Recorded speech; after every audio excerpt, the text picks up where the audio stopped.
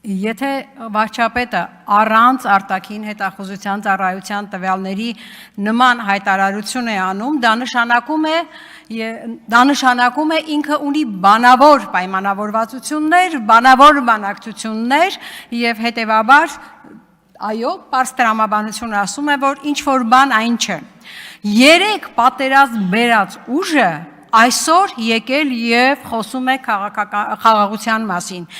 Երեք պատերազմ բերած ուժը այսօր փորձում է համեմատվել մի քաղաքական ուժի հետ, որի ղեկավարի իշխանության օրոք երկրում պատերազմ չի եղել։ Երեք պատերազմ բերած ուժը, որ ամեն ինչ արեց, որ պատերազմ սկսվի, որ ոչինչ չարեց, որ այդ պատերազմը ժամանակին դադարի, ամեն ինչ արեց, որ թշնամին հնարավորինս շատ առաջ գնահասնի Շուշի եւ Հայաստանի սահմաններ հենց այն տարածքներում, որի պատասխանատվությունը Հայաստանի բանակինն էր, ասել է թե մեր իշխանությանը, հիմա այս ուժը այսօր եկել խոսում է խաղաղության մասին։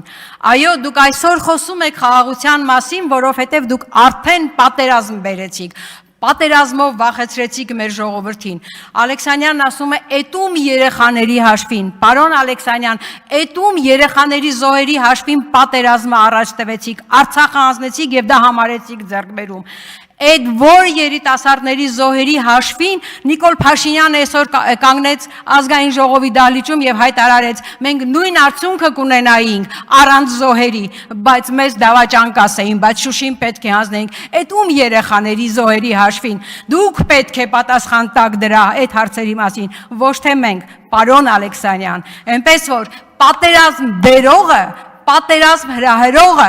զոհերի պատճառ դարձողը երբեք իրավունք չունի խոսել խաղաղության մասին։ Ավարտեք եւ նստեք։